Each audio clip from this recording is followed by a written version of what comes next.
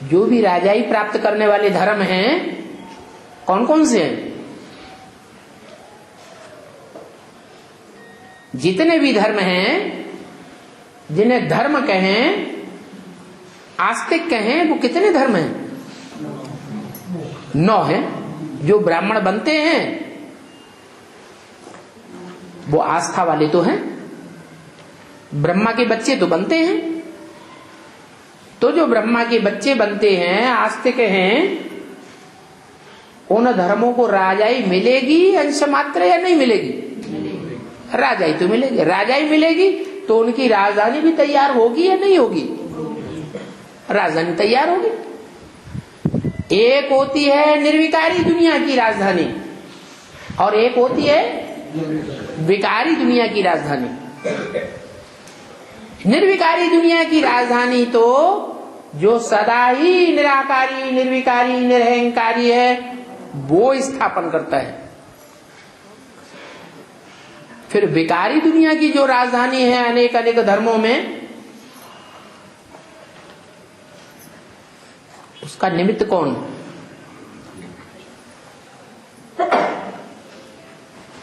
कोई होता है वहां? नहीं होता है।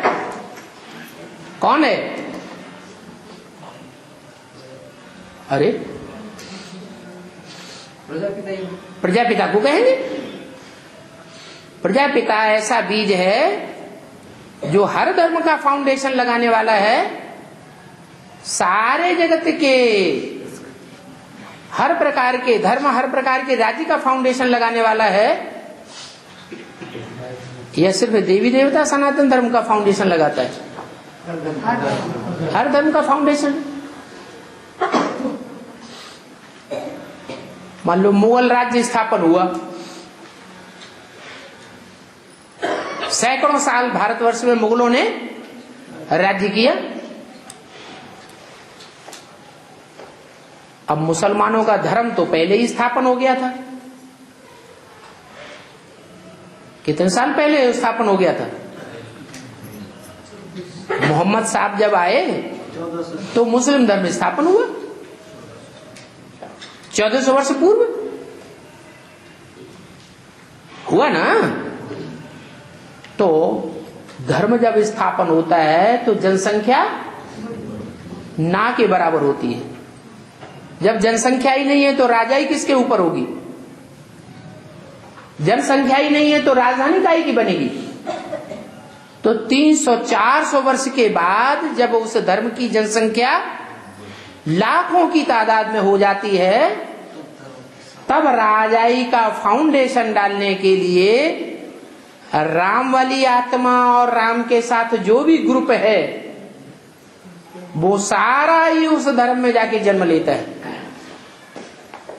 और उस धर्म की राजाई, राजधानी स्थापन हो जाती है।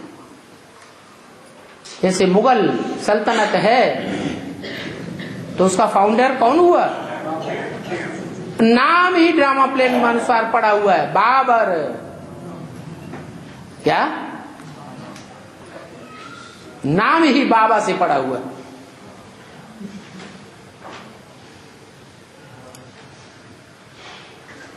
तो ये तो एक मिसाल हुआ। लेकिन इस्लाम धर्म हो, क्रिश्चियन धर्म हो या कोई भी धर्म हो, हर धर्म में राजाई स्थापन करने में पहला पार्ट सूर्यवंशी आत्माओं का है। सारी दुनिया सूर्य की औलाद है। सितारे हैं, चंद्रमा है, ग्रह उपग्रह है, नक्षत्र है, किससे रोशनी लेते हैं? सूर्य से रोशनी लेते हैं। हाँ, एक है ज्ञान सूर्य और एक है ज्ञान सदैव नहीं रहता है, अंश मात्र कुछ न कुछ समय के लिए अज्ञानी भी बनता है। इसलिए दुनिया में कहावत है कि सूर्य को किसने ग्रसा? राहु ने ग्रसा। अब वास्तव में ज्ञान सूर्य को तो कोई ग्रहण कर ही नहीं सकता। हाँ, जो सर्वशक्तिवान का टाइटल है तो एक को मिला है या दो को मिला है? कौन दो? माया को भी सर्वशक्तिवान का टाइटल मिला है, और जो मनुष्य सृष्टि का बाप है उसको भी सर्वशक्तिवान का टाइटल मिलता है। टाइटल अलग बात है और असली अलग बात है।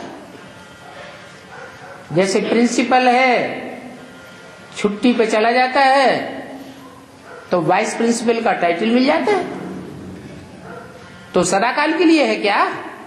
नहीं। तो ऐसे ही है कि हर धर्म की राजाई स्थापन करने के लिए, अल्पकाल की राजाई प्राप्त कराने के लिए जो आत्मा निमित्त बनी हुई है वो आकर के राजधानी उस धर्म की टाइम टू टाइम स्थापन करती है। तो देखो, हर बात समझनी पड़ती है। हाँ, ये कहेंगे हद के बाप से हद का वर्षा और बेहद के बाप से बेहद का वर्षा। कौन हुआ हद का बाप?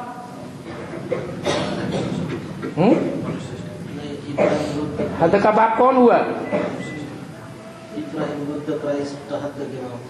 हाँ, जो हद का बाप है वो अल्पकाल की राजाई दे सकता है, और बेहद का बाप विश्व की बादशाही देता है। द्वापर युग से लेकर के और धर्मों की राजधानियां तो बनी, राज्य तो बने, लेकिन क्या विश्व की बादशाही किसी को मिली? तो क्या कहेंगे? वो बादशाही का वर्षा हद के बाप से मिला या बेहद के बाप से? हद के बाप से मिला। और अभी संगम युग में, संगम युग में कहेंगे बेहद का बाप। भले यहां दो हैं बेहद के बाप, ये पहचान अभी होती है। द्वापर कलयुग में बेहद के बाप की जो आत्माओं का बाप है उसकी पहचान होती है, और जो न मनुष्यों का जो बाप है उसकी भी पहचान नहीं होती है। ये अभी संगम युग में पहचान होती है। आत्माओं का बाप कौन और मनुष्य सृष्टि का बेहद का बाप कौन। दोनों बाप जब इकट्ठे होते हैं तो विश्व की बेहद की बादशाही एक बाप से मिलती है।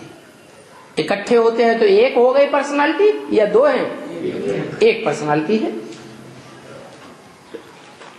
तो जब विश्व के मालिक पने की बेहद की विश्व की बादशाही मिलती है तो तुम सुखधाम में जाएंगे और बाकी सभी शांति धाम में जाकर बैठ जाएंगे। वहां सुखधाम में तो सुख ही सुख होगा। जो बेहद का सुखधाम है, बेहद का बाप देते हैं जो वर्षा, वहां सदैव सुख ही सुख होगा, अंश मात्र भी दुख नहीं होगा। और जो हद का बाप से वर्षा मिलता है राजाई का, उसमें सुख भी है तो दुख भी है। अभी तुमको ये तो खातिरी है कि बाप आए हैं और हम नई दुनिया के मालिक बन रहे हैं राजयोग बल से। क्या हिंसा के बल से हम दुनिया के मालिक नहीं बन रहे हैं? हिंसा के बल से हम राजाई प्राप्त नहीं कर रहे हैं। नहीं तो द्वापर कलयुग में जो भी राजाइयां प्राप्त हुई हैं, जो भी राजा की गद्दी ली है, वो हिंसा के बल से ली है या अहिंसा के बल से? राजयोग बल से। योग का पता ही नहीं था। राजाएं भी भोगी और प्रजा भी भोगी। हिंसक राजाएं थे। हिंसा की राजाई अल्पकाल की राजाई है, सारे विश्व के ऊपर कोई हिंसा के बल से राजाई प्राप्त नहीं कर सकता।